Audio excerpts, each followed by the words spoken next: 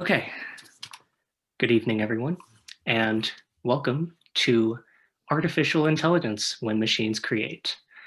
I will be your host tonight. My name is Jason.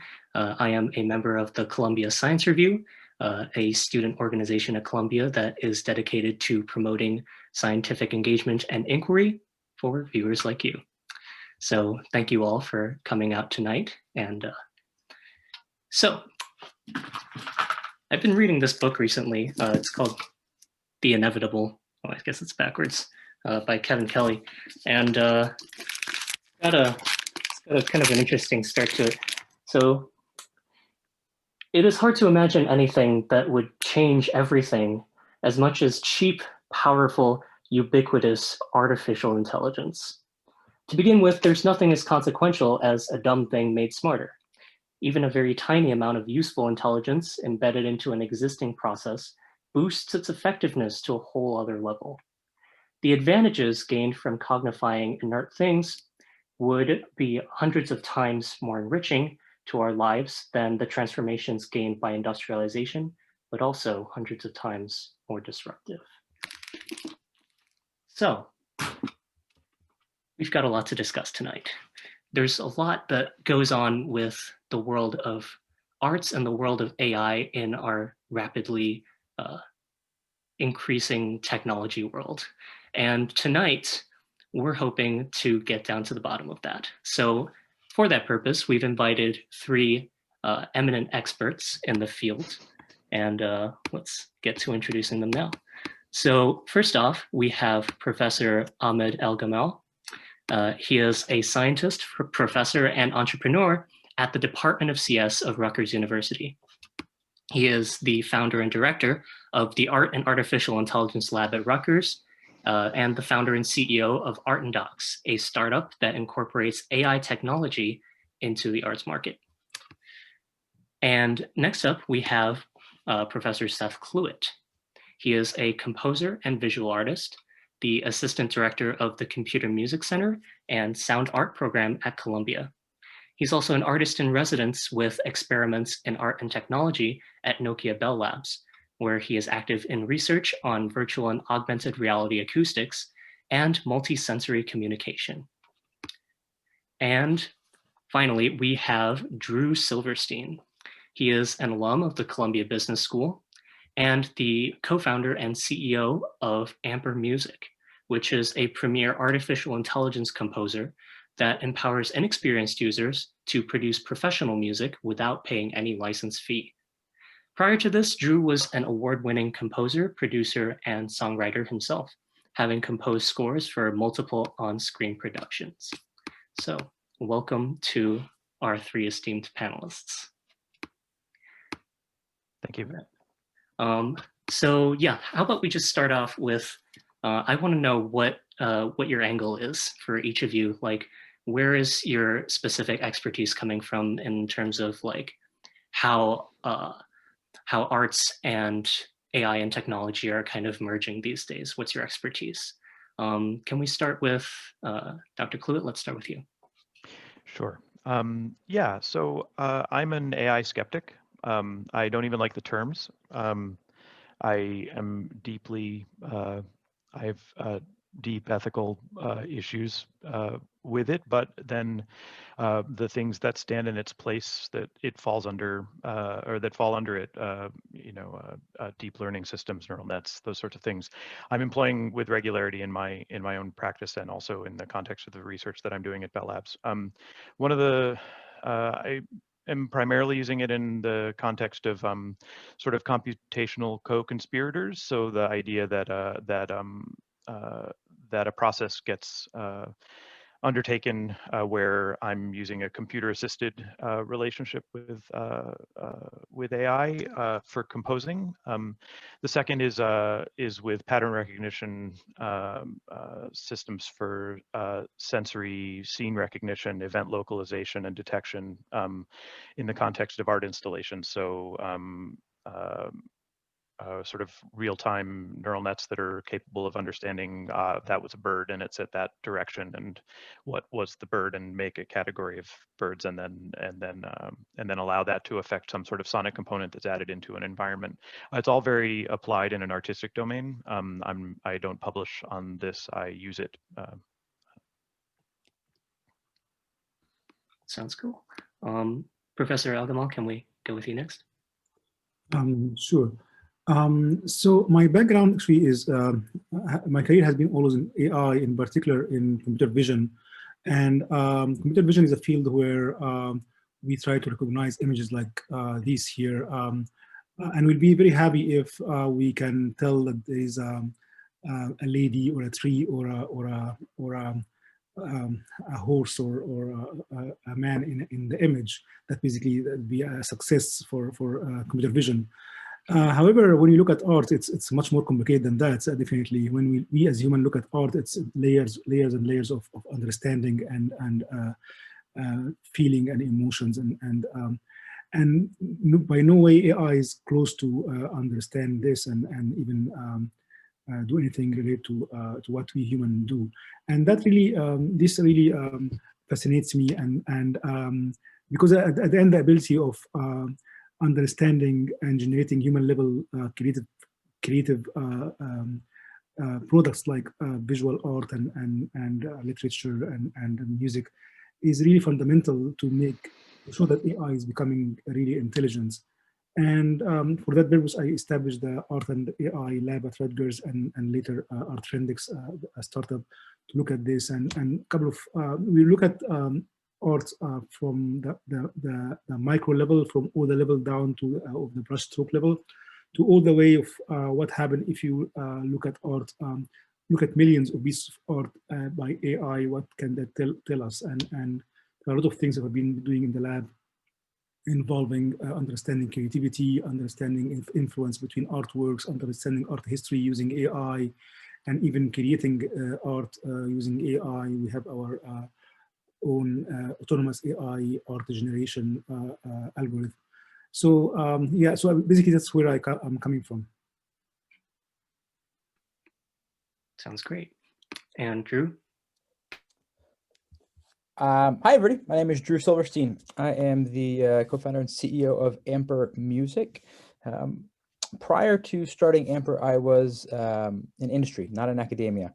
I was a film composer for movies, TV shows, and video games out in Los Angeles. And I worked with a lot of directors and editors that would say to us, my colleagues and I, we love working with you when we have time and budget to focus on music as an artistic part of our creative process. But then they'd say, we often don't have those two ingredients, and we don't always want to use pre-created or stock music. So they'd say, could you do us a favor? Just write the music for us. And there's only so many favors that we could do working in a professional environment. So we said, look, what if we could build you a creative AI that gives you the same collaborative experience of working with us within the time and economic framework that you need? And our colleagues jumped at this. And so from that business seed, we founded Amper really with a vision to enable anyone around the world to be able to express themselves creatively through music, regardless of their background, their resources, their financial situation, meaning that anyone who didn't know how to turn their idea into music would gain that ability. And anyone who was already musical would in essence gain a superpower, gain a collaborative partner in their music making as the next evolution in the technology that they use to help translate their idea into reality.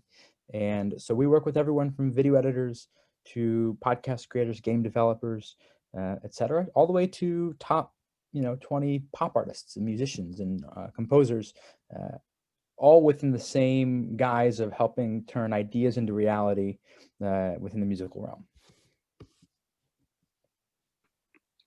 All right. Yes, I did forget to mention one thing. So to all of our current attendees, you'll see at the bottom of your screen, there is a small Q&A button, and you can submit your questions, and you can also see any other questions that people submit and upvote them if you like them. And around, I'd say 8:40, we're going to get to a Q&A session where you will have all of your questions answered live. So yes, look forward to that. But first things first, why don't we get this operational definition out of the way? So, creativity is something that I'm sure a lot of other people in our audience are thinking, creativity, what are you talking about? That's like super subjective, right? It's like, it's super personalized, super individual. How are we supposed to make some sort of algorithm that is able to quantify that? And, where do you even start? And what does it look like in the end? So, okay, those are three very big questions, but feel free to answer them in any capacity that you would like. Dr. Clewett, let's start with you. Oh, sorry, you're muted. The three questions came so laser fast. I didn't track them. Could you just restate the question? Sorry. Oh yeah, sure. So basically, like the subjectivity of creativity, like you say you want to make an AI that is creative or artistic. What exactly does that look like? And like how do we quantify these things? I mean, for me, there's two sides to this. One is algorithms are only as intelligent or creative as the people who code them, A, and B, in unsupervised learning systems that don't allow access to the internal workings of the deep learning. It's a matter of working with a training set that gives you an output that does what you need, but then you're still curating the algorithm that does the learning, and you're still curating the data set that does the training. And so I think one of the things that I'm interested in is to what degree is the hand of the coder involved in the process of determining the nature of creativity? Since creativity is an individual trait for the most part, and though it is subject to societal trends when we look back at art history or music history, I think there's a tendency to look at art history and music history as though they're indicative of the way that people are creative presently, but we don't know how people are creative presently. We will know that later when it's part of history. And so I think one of the things that we have to do if we want to generate creativity within computational structures now is think actually about what the nature of the creative interaction is, because in most AI generative systems, there's nudging going on. You're either feeding a corpus with examples to get you closer to the style that you're looking for, or you're nudging parameters to get at the feel or approach without the expertise. With a lot of AI compositional tools, that's the case. And so I think it's going to be a while before computers start to make decisions that would be creative under any definition that we would apply to human creativity. We're not quite there yet, I don't think. There's hope for sure, but I'm not certain that that's even necessarily a goal. I think these are still in the process of producing objects and commodities, and not in the habit of producing processes with growth arcs that represent the evolutionary trajectory of individual artistic ability or inclination. And so one thing that defines human creativity is growth, evolution, rupture, change, and most computational systems are evolutionary, but stop short of rupture and change in their execution. And so I can have an experience at a museum that changes the way that I make art when I go into the studio the next day. Developing algorithms that are able to stay within personal style while responding to radically different outside influences is a particularly human problem that presents particularly challenging computational problems. So that's my thought. So just to be clear, you your perspective is kind of that as of right now, the idea of creativity in AI is simply an extension of the person who created it? I can't imagine a way that anything made by computers is anything else but made by humans. Proprioceptive extension of our consciousness embedded into systems that we were responsible for creating. And the exception to that is neural nets and other forms of deep learning, where the processes that are going on inside are a little bit black boxy and we don't have access to them. But even now, there's some possibility of retrospective analysis of the processes going on inside neural nets. So I think we'll eventually get to a place where those things get to have the hand of the coder involved in them too. Professor Elgammal, or Drew, you have any thoughts? These are great questions, and that's a great response. I agree with some part of it and don't agree with others. So basically, let me go back to define creativity, because it's very hard to talk about something that we don't agree on definition. Obviously, there is a long debate, historical and ongoing, about what is creativity. And there is a common factors when it talks about creativity. So for something to be creative, it has to be novel, compared to prior art, and has to be also influential. People take note of it and start to copy it and start to get influenced by that. And these two factors, influence and novelty, even came early in Kant's philosophy in 18th century. And moving forward to the 20th century, Margaret Boden, the AI scientist who focused on creativity for a long time, defined two kinds of creativity: what's called psychological creativity, or P-creativity, versus historical creativity.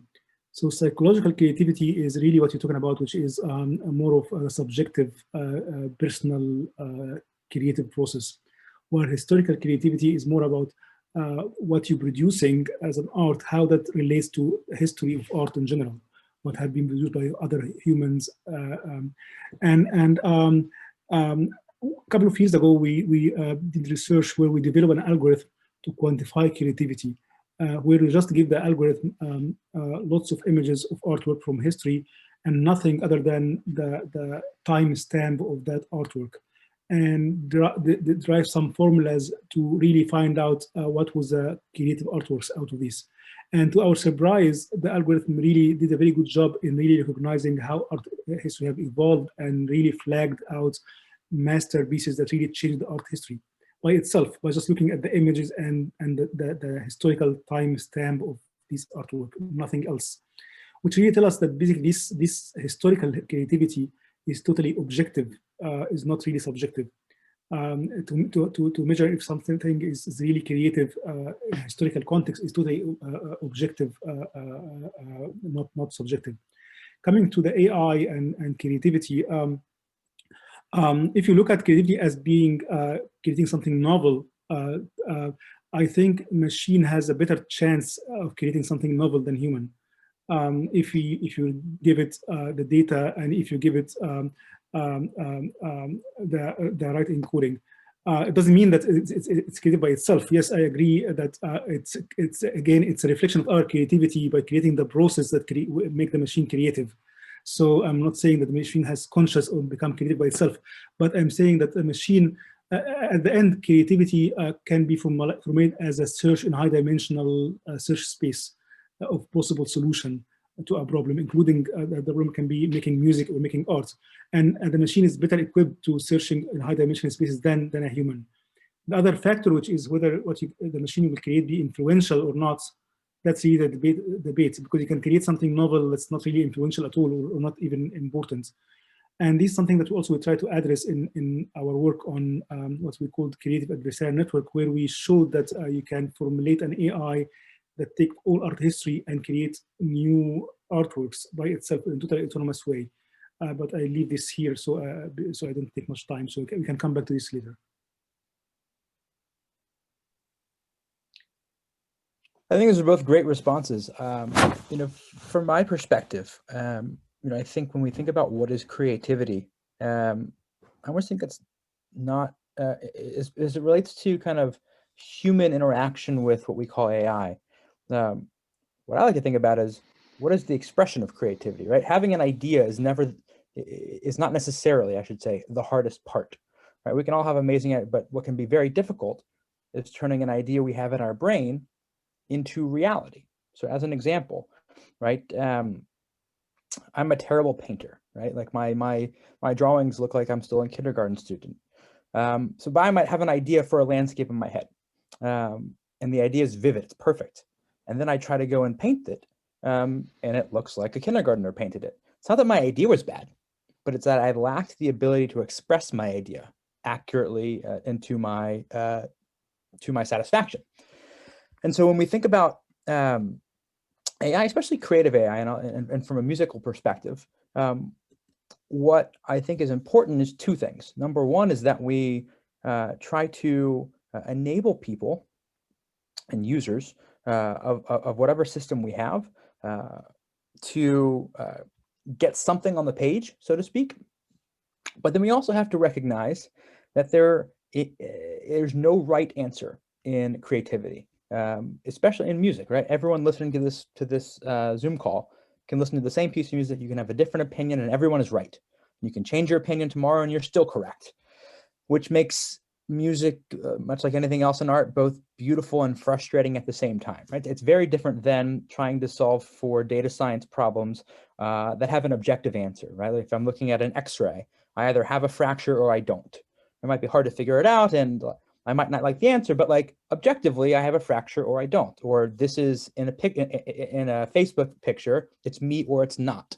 In music, because there is no right answer, ergo it's subjective, we not only have to do a good job of making the first go at the problem, but then we have to make sure that anyone who's interacting with the system or responding, frankly, to the music we've created has the ability to collaborate and to change the output.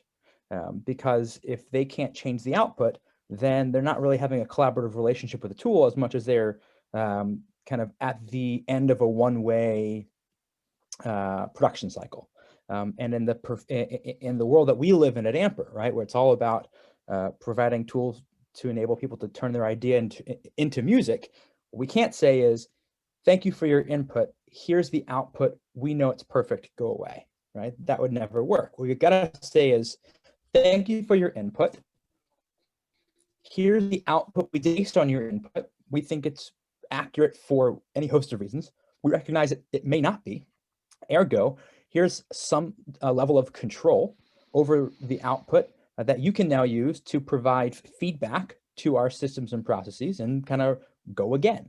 And of course, that level of control depends on who you're speaking with. So, right, if we're working with musicians, we want to provide a lot of knobs and a lot of different dials because we want control. If we're working with non-musicians, we've got to be very careful about how many knobs we provide because too many might be overwhelming, and that becomes a user experience problem. Which frankly is so critical because technology, at least as far as people, is only as useful as people's ability to use that technology. And so we don't want to overwhelm ourselves. And so I say all that just to say, I think, summing up, creativity is important, but the expression of creativity is critical. Doing that in a way that is collaborative is almost a prerequisite in order to actually have creative tools and to have humans be able to interact with systems that aren't just monodirectional. And I guess I'll save the rest of my my diatribe for future questions. I've got one quick thing to just add after hearing other people's responses. I mean, I think the distinction that I find the most helpful, especially when talking with students about this, is the use of creativity, of being creative as an adjective, and the act of creativity as a verb.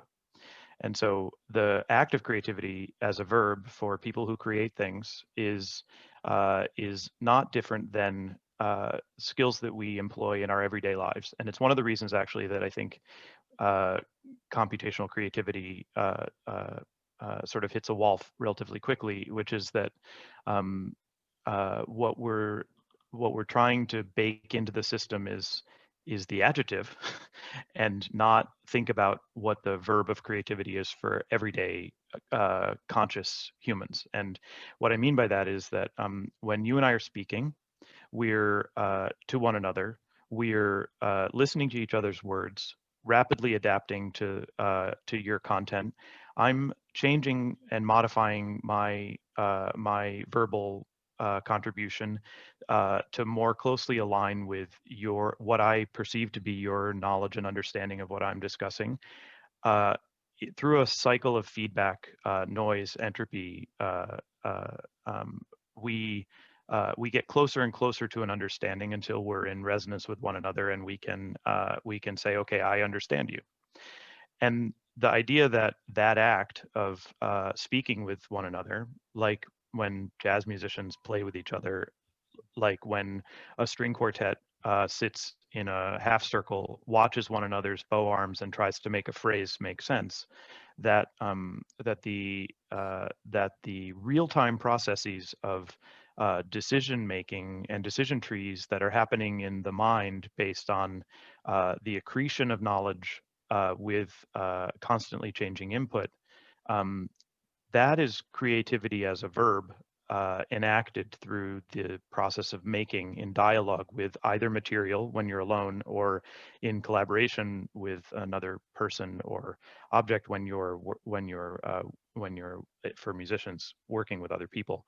And so I think the thing I am curious about is when, say, one's analyzing historical paintings for their creativity, are you analyzing them for the adjective applied to people who are creative, or are you trying to try to teach the system the verb? How do you make the distinction when you're coding between retrospective adjectiving of the process and real-time verbing of the process?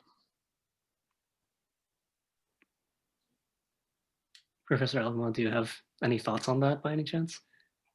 No, I can't top that. I think I agree mostly on that. Definitely, yes. We again, going back to creativity. When you talk about creativity, we tend to use it in three different contexts. We use it to describe an object of art, like you can say a piece of art is creative art, or a person can say Mozart is a creative artist, or the mental process itself as being creative mental process that led to the creativity. So it's quite important to discriminate between these three, and depending on who we are talking to, I mean, you can have preference. I mean, psychologists will prefer the mental process more. So depending on who we are talking to. Yep. So I'm hearing a little bit of everything here. So like we've talked about like the rapidness of like these sort of neural search nets that can kind of act as a form of synthetic creativity, if you will. And we've also been talking about like AI and technology as sort of a prosthetic, or I think Seth, you talked about it as like a proprioceptive sense, which I think is very interesting to think about. So yeah, about this verb of creating and making arts with AI. So inevitably, I think we also run into the question of what happens when this AI is made like massively available, and then the term mass production starts to come to mind. That can be, you know, both in a positive and a negative sense, depending on how you see it. But you know, what are the implications of, you know, having, and actually this pertains to Drew's company a little bit, so I guess I'll direct this to you. What do you think the implications are of like releasing this kind of technology, and like what the value of arts will be in the future because of it? It's a great question. The punchline, I think, is that creative expression flourishes when the cost of acquiring the tools to express oneself, and the amount of training one needs to learn how to use those tools decreases. And that is true in again in nearly any industry, but certainly in music, right? If we think about well, and I guess I'll finish the punchline, which is so that the conclusion is when we release AI into the masses, and I think that our goal at Amper is to hopefully have already started that process. What we hope is that we're lowering the cost of people that people need to invest in order to acquire tools to turn their ideas into music. And we're also lowering the amount of training and knowledge that they need to have in order to do that. And what I think is an important kind of part two to that is that this is not like a brand new shift where all of a sudden it's like, oh my gosh, now all these people get new skills. What's happening? This has happened for all time, right? If we think about, I think everyone on the Zoom call, knows computer music has been around for just as long as computers, and algorithmic music has been around for hundreds of years before that, if not millennia, right? And if we go back to the days of Bach, right, in order to really make music, you had to know, frankly, especially if you wanted to compose music, right, you needed to know basically everything in your head. You would write it with quill and parchment or whatever you needed. To pay for it, you typically would either work for the church or had a state sponsor, right? And those were kind of, there's always exceptions, but broadly the prereqs to doing that. Right? Then we fast forward a couple hundred years, and now we're in the early 20th century. And all of a sudden, musical instruments in the home are becoming a thing. And there is such thing as reprinted music. And then we get to analog recording, tape, right? And then fast forward to the 80s, and we start seeing digital music in the 90s and DAWs in the 2000s and the aughts with mobile music. And at each one of these points, the two common kind of descriptions of what's happening is we're decreasing the cost of acquiring tools and decreasing the cost and time of acquiring knowledge. And so because of that, now you can be a teenager in your bedroom and you could make a symphony, you could make a top radio hit, right? You can do all these things without ever like studying music or learning how to play an instrument. And so the next evolution kind of in this humanity existence long kind of progression is what we're calling AI. And I agree with Seth. I think AI is such a misnomer, and unfortunately, we all use that term. I guess fortunately we use the term and we kind of use it as an umbrella. Unfortunately, people tend to associate it with more negative things and positive things. And so everyone thinks AI, they think Skynet, which is not true. But at least more like artificial sweetener. Yeah, totally. But the takeaway again is that what's happening now, even though in our local moment seems dramatic, and it certainly is, may not be as crazy and as jarring as we think it is when we're looking back at it in 30 years. In the same way that when when digital instruments and keyboards and everything synths came out in the 80s, and everyone said, oh my gosh, the orchestras are going to go out of business because now I can do it on my keyboard. Right? That was a huge thing. And now we look back on it and we're kind of like, well, that's a silly idea. These things can coexist. And the world was different, but that doesn't mean that the world was bad. And so the one thing I think we do know is that the music world of 5 years from now will be very different than the world of today. Jobs will be different, but it doesn't mean jobs won't exist. Careers will certainly continue to prosper. And the best thing we can do about it and prepare ourselves for it is to have these types of conversations where the goal is not necessarily for any one person to be correct as much as it is for all of us to share our ideas and then to collectively share a common pot of knowledge. And from there, we can have great debates and reasonable people can disagree. And that's why one of the reasons why I'm really happy to be here tonight. Let me follow up on that. Yeah, definitely I agree on these points. And I want to, for visual art, I want to basically, there's a more obvious example, which is in 19th century when photography was invented.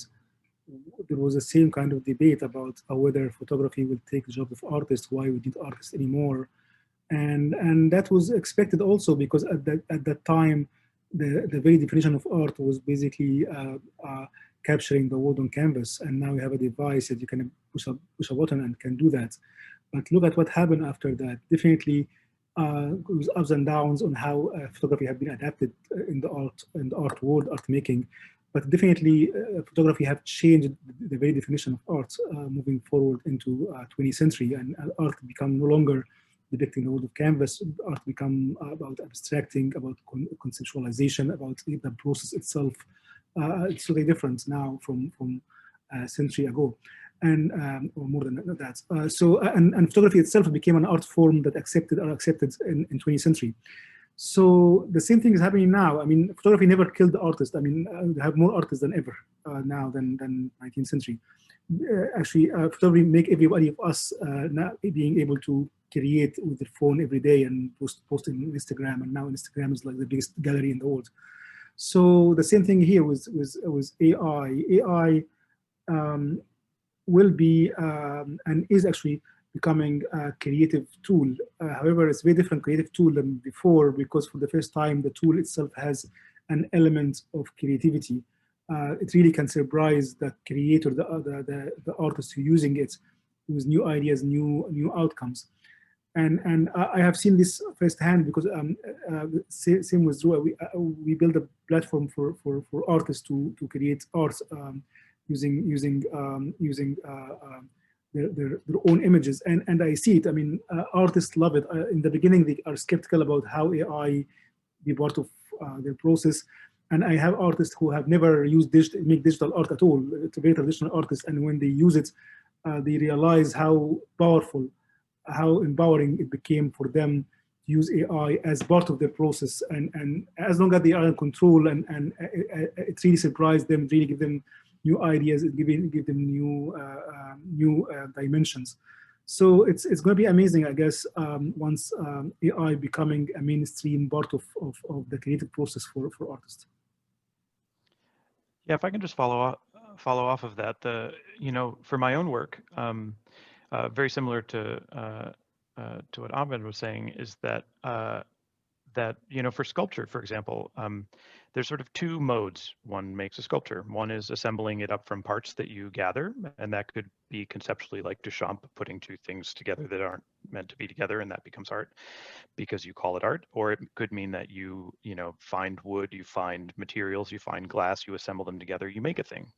The other mode is like you have a giant chunk of marble and you take a hammer and a chisel to it and you move material away, and what is revealed is the work.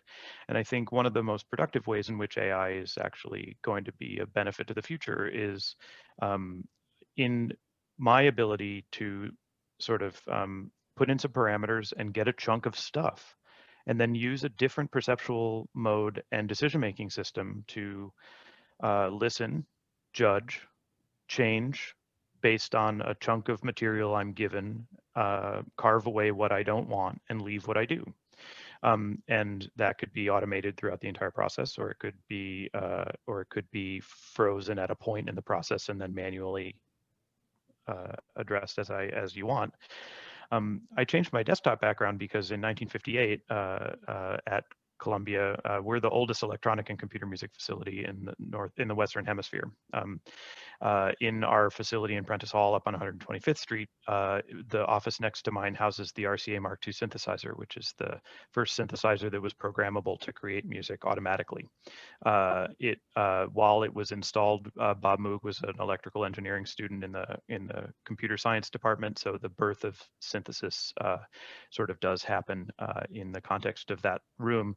Wendy Carlos switched on Bach, was a grad student in our program around the time that this thing was installed. So there's a lineage of this stuff going on. But the story behind this thing behind me is that RCA was convinced to invest in making it in collaboration. This was the Columbia Princeton Electronic Music Center at the time. RCA was convinced to make it because the cost of hiring an orchestra for radio shorts and commercials in order to record the bed music for underneath radio plays and all of the other things that were going on in the radio was astronomical.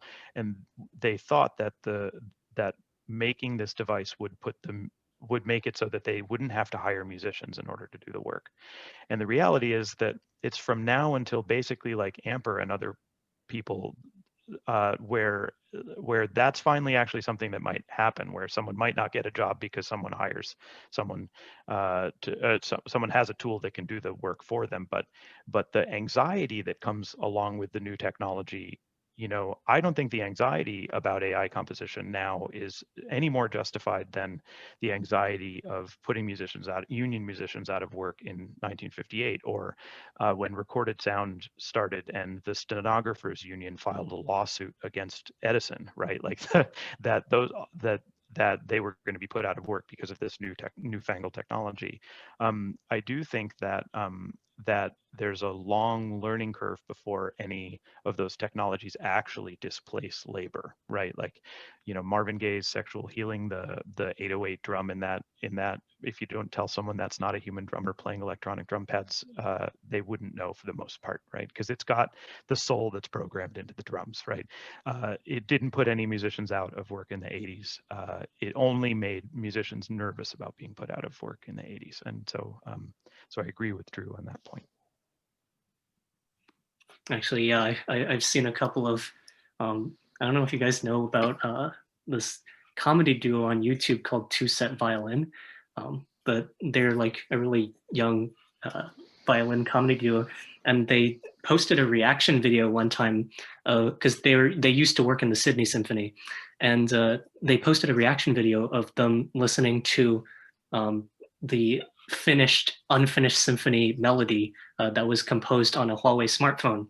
And at the end of the video, they were basically like, you know, it's really great, right? This is a thing that machines can do now, but at the same time, it's also a little bit unsettling to think that they've come so far. And obviously, I really love everything that's been discussed here already, because it actually touched on a lot of the questions I was going to ask, especially about how AI and these types of arts can coexist, and how we can use them both for greater benefit.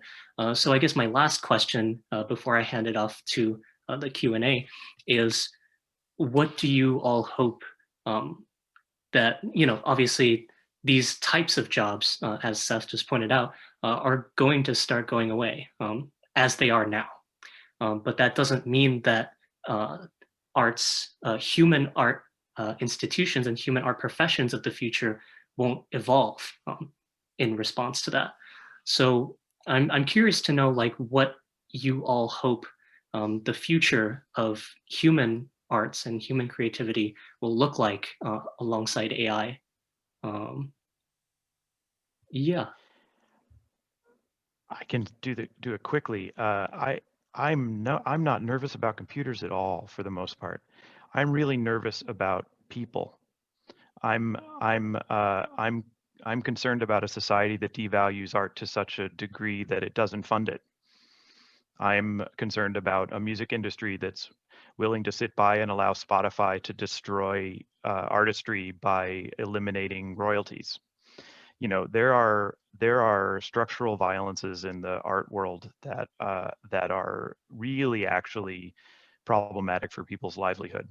The fact that music is a side job for most people, that art is a side job for most people in America in particular, where many other countries actually value it as a core part of their cultural heritage.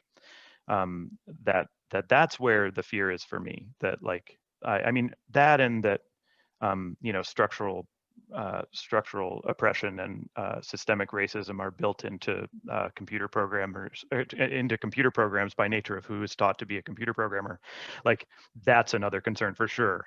But otherwise, like, I'm not worried about a computer putting me out of a job at all. My hope for the future is that we'll maybe value art enough to fund it.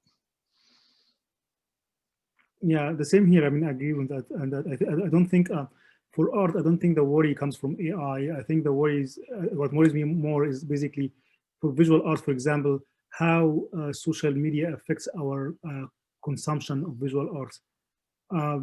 Nowadays, we look at Instagram, and all the time you see people posting their art on Instagram, and we used to flip now very fast on seeing many artworks in per minute, and that really destroyed how we used to the way we used to experience art in a gallery or in a museum, or where you take the time to appreciate the art.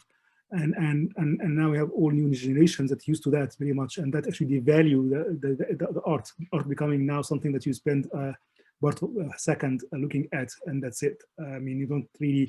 I mean, these people. I mean, this generation will have unlikely that they're going to buy art and going to spend money on buying art and supporting artists. So I think that's the most dangerous thing that we live in now. Not necessarily AI. I mean, it's basically how we consume art and how social media affecting how we consume art.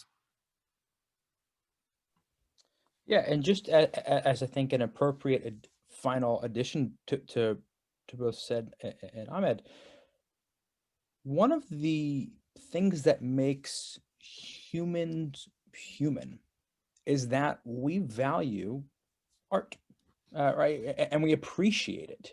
It's not to say financially value it, right? Because I agree with Seth's, concern around the funding of it. But the process of working with people to collaborate and to create is part of who we are. And there's a reason why, even when there's no financial incentive, we still want to do that thing. Whether or not there should be a financial incentive and how we make more of it. Look, I'm all for pouring money into the arts. But when we think about the process and the effect of AI on this, I think we will find ourselves down the road in a future where we continue to value human collaboration and human creativity, as we always have. We continue to use technology in new and innovative ways, hand in hand with human creation. And the new piece of it, which will be a piece of it, and it'll be greater than 0 and less than 100%, right? And anything between those two, those two extremes is an educated guess that we'll debate over, right? But some degree of things will be, fully synthesized and fully generative. And that's not a bad thing. Because look, there's a lot of arguments. If you want to put me on either side of the argument, I'll argue it. But the fact of the matter is, it will happen. And so again, I think the fact that we're all here having this conversation and trying to air different perspectives, and I look forward to the Q&A and people's questions and follow-up, means that we are inherently doing the right thing by trying to approach this future proactively and intentionally, and not passively and sort of by the wayside. All right. Great way to end the main discussion. So I think I'm going to pass it off now to my co-host, Boyan. And yes, let's get started with the audience Q&A. Okay, yep. So nice discussion back there. And we do have some very brilliant questions. So I think the first question was directed to Professor Clewett. And this one is about the ethical considerations that you talked about earlier concerning the term artificial intelligence. And could you perhaps elaborate a bit more on that? I'm sorry, I think you're still muted. I said, okay. I mean, without being too polemical, the fact that Columbia, for example, in the computer science department, and I think it's this way at Rutgers as well. I used to teach in the New Jersey state system. There's no mandated ethics class for computer scientists, which means that if a system is making a decision about computer vision, for example, and that computer vision algorithm has, say, systemic racism built into the algorithm, then we're propagating systemic racism. I mean, it's not a far bet to suggest that someone who believes that their job is just factual and they go in and they crunch numbers and they set up a system, they view it, that there's no inherent bias in their code. It's not possible for them to put bias in the code because the code is objective, and that's just not true. And then the second thing is, and this relates specifically to the creation of artworks and musical pieces. Right, so global pop is a Anglo-American colonial effort. The entire world digests Anglo-American pop as though it were the world's pop music. But what is happening is a slow dilution of the cultural artifacts of countries that don't hold the dominant narrative, that aren't at the top of the capitalist food chain, and don't have the economic weight to ensure that their narrative is the one that moves forward in history. And so if we create systems that generate more Western art music and push that around the globe, we're creating systems that are going out into the world and doing the colonizing for us without knowing that it's part of the colonial system. And so the thing that I worry about is the notion that we would raise up, say, the patron system of Western classical music, that we would prioritize the sort of positivist lineage of 12-note per octave harmony at equal tempered scale in the Western system, and the pop and classical music that came out of that as being somehow normative to the globe, and build those things into the systems that we propagate out into the rest of the world. And I just think, I think that most people don't think of music and art objects as that, because they are the objects of joy, that listening to a song brings one joy. And that may be a relatively global phenomenon, but that there are things that get pushed to the side when a system in power has the ability to distribute that artifact into the world. And so my concerns about AI in this domain have to do with people not realizing exactly the place power lives, exactly who benefits when we make things like this, and the sort of tacit lack of understanding by most people in computer science about the implications culturally and ethically of the algorithms that they employ, for the pragmatic reason of needing to get to the end of the day within hours and under budget. Yep, thank you, Dr. Clewett. That's definitely very insightful. And yeah, and it is like a very common theme of how we or some of us as like science or STEM majors to think about the biases when we sort of make what we think is the objective solutions. And do any of the other two speakers want to comment on what Professor Clewett just said? It's very hard to top that. I totally agree with everything.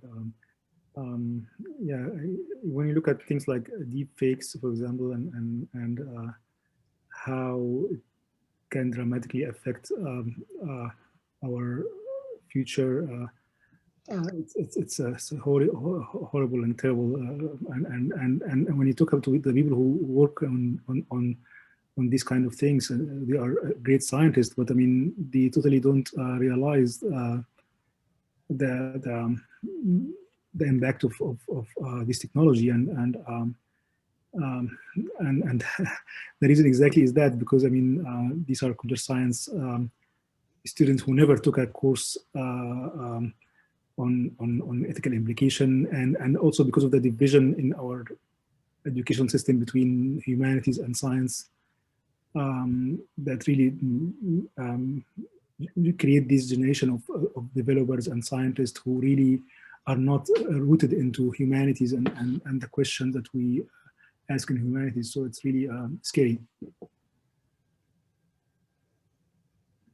Yeah, thank you for that. Yeah, so I guess the next question is directed for Drew. Yeah, so this is someone who said that they're very interested in how AI and music work together. And so what have been the biggest challenges and limitations that you face or you're seeing in AI and music generation? Yeah, so from our perspective, right, which is commercial applications of what we do, we think of three pillars of this process that are equally important and must all be sufficient in order for what we create to be considered a commercially successful product. And they are quality, speed, and control. Meaning, from the quality perspective, the music has to be very, very good. Right? It's not when we're trying to sell and license music to people whose alternative is or try to help people make music whose alternative is to search things and find something, right? If the music is not indistinguishable from human created music, then it's not good enough. So that was a fun journey to get to that point, which we passed a while ago. The second, we talk about speed. And speed means two things. The first is the speed that we can create the music, right? So when Amper's generating music, it's starting from scratch, so to speak, right? We're running our model and composing the music note by note and then stitching together samples into a final performance. There's no loops, there's no pre-created sections, right? And if you have to wait an hour to get your piece of music and you're trying to use it to put behind your Facebook video, right, then you're not going to do it, right? So we have to create music very, very quickly. And the last, or I guess the second part of speed is also the speed of the collaborative experience. How long does it take from the time someone comes and says, I want to work with Amper to make music, to when they leave, say, I'm really happy with what I have, right? And that means that includes not only how long does it take to make the first iteration, but how many times do they want to collaborate with us? How close do we get? How close can we be in reaction to their feedback until they are happy to leave and walk away with product? And the last thing, and I talked about this a little bit earlier in the evening, is control. Right? We have to figure out what level of control is appropriate to expose to a certain user, given that user's background and expectations. Too little control, and someone might feel like they're playing with a toy and don't have enough ability to really interact. Too much control, and someone might feel overwhelmed and decide to kind of shy back from that collaborative process. And so quality, speed, control, those are the biggest challenges. From what we do. And the other just overarching thing, and I think it's probably applicable in any field of generative or AI, is unfortunately, when people think AI X or AI music in this case, they expect and imagine Academy Award winning, Grammy nominated, like it's going to be the most amazing thing you've ever heard. Every single time, perfect bar none. And the reality is that's not true. Right? Like that's all. It's a great North Star for us. We want music to be amazing one day, to be competitive there, or to at least have the quality, artistic, core, creative sense of music that's recognized in that way. But it's a creative process. It's not all good. Sometimes Amper makes music and it sounds terrible, and that's okay. It's part of the creative process. But making sure that we align expectations with reality, I think, is so important, because oftentimes we put the cart before the horse. Yeah. Okay. Thank you so much, Drew, for your comment. And the next question is directed to Dr. Elgammal, which is so when you said that earlier, when you said that like machine or algorithm, it can be creative. And so does that mean that creativity is somewhat like is able to be broken down into components? And definitely, yes. We created, for example, a system called Creative Adversary Network, which basically we feed it all art history from Western art, and the goal is to emulate a model of how art evolved, where artists push against habituation that happen, that if you look at the same art again and again, you kind of bored of it. So basically artists always try to push the boundary of art, but in a constrained way, not to go away to say something totally unacceptable.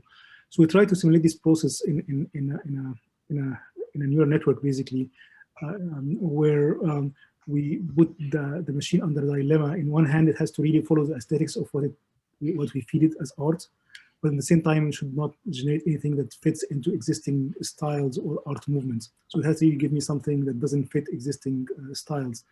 And these two forces kind of simulate this psychological theory.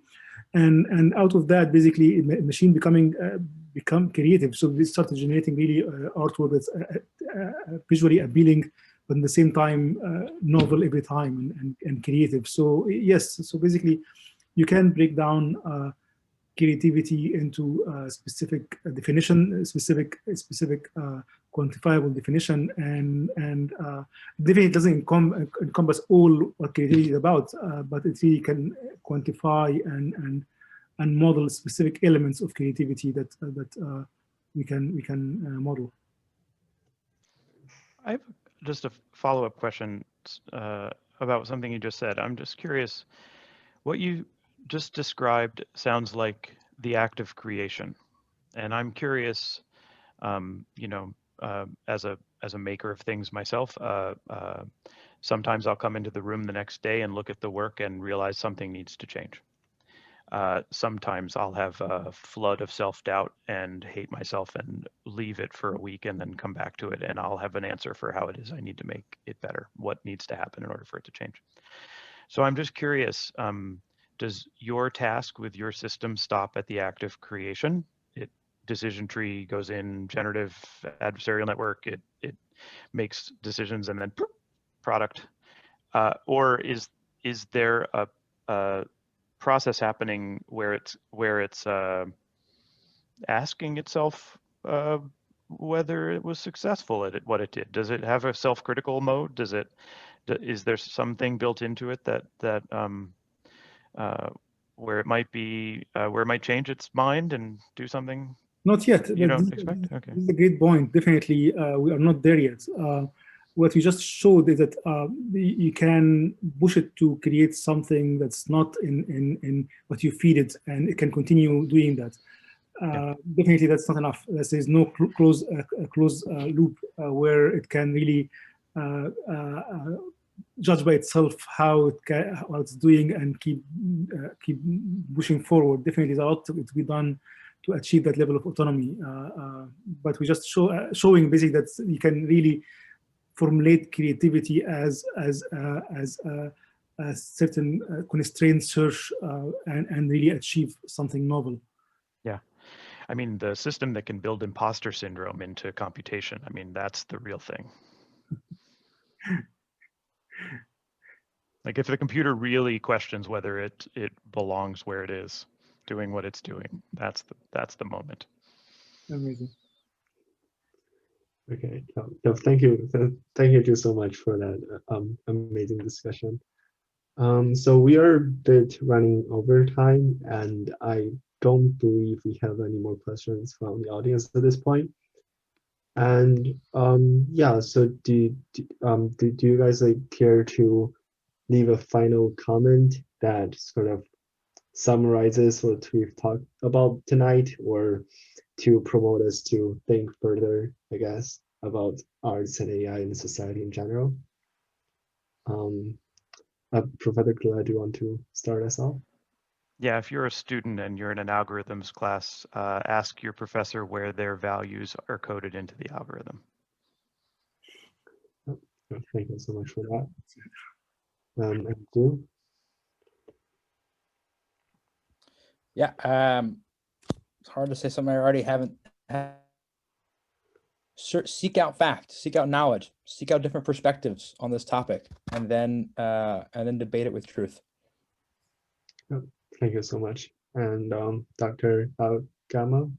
Yeah, I totally believe that AI will become, and actually is becoming, a fundamental way of how art is going to be created in the 21st century and beyond.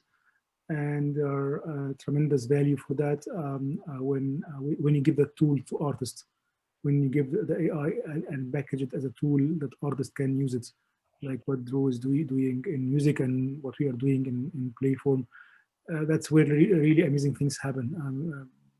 Because at the end, the human creativity the AI can only augment human creativity, but the human are the one who always have can really go to new places with that. Thank you so much for that. Jason, do you want to wrap this thing up? Yeah, sure. Yes, absolutely wonderful, wonderful discussion tonight. I would like to thank all of our wonderful panelists tonight for joining us for such a much needed and intriguing discussion. I had a few closing words prepared, but now that I think about it, maybe it's better to bring it full circle. So yeah, a few closing words myself. So not my words, excuse me, Kevin Kelly's words. Okay. Our first impulse when we confront extreme technology surging forward in this digital sphere may be to push back, to stop it or prohibit it or deny it, or at least make it hard to use. Banning the inevitable usually backfires. Instead, perhaps the solution is to uncover the roots of digital change so that we can embrace them.